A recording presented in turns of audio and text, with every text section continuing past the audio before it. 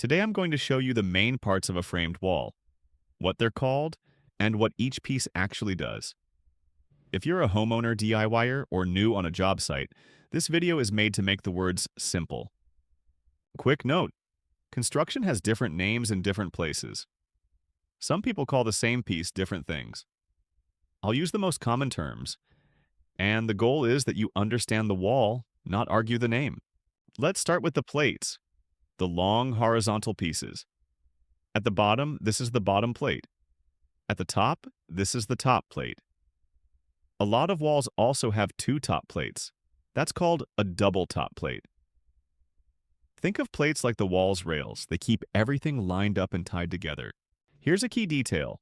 When the bottom plate sits against concrete, it's commonly treated lumber. Why? Because concrete can hold moisture, and untreated wood sitting on moisture can rot over time. Treated wood is made to resist moisture and decay, and it helps resist damage from insects too. Now the vertical pieces are studs. Most of the wall is just repeating studs.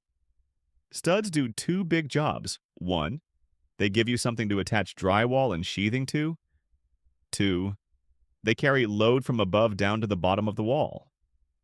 On each end of the wall, you also have an end stud, basically the last full-height stud at the edges. It's there to strengthen the end, connect corners, and give a solid fastening point. Now let's move to openings, like doors and windows. Openings are where the names change, because we add parts that support the gap. At the top of the opening is the header. The header works like a bridge. It spans across the opening so weight can travel around the hole instead of crushing the window or door space. Next are the two studs at the sides of the opening. The king stud is the full-height stud that runs from bottom plate to top plate. The jack stud, some people call it a trimmer, is the shorter stud right next to it that supports the header. So, king equals full height, jack equals supports the header. For windows, you also have a sill, the horizontal piece that the bottom of the window sits on. That sill creates the bottom of the rough opening for the window. Cripple studs. Cripple studs are short vertical studs that don't run the full height. You can have cripples above the header and cripples below the windowsill.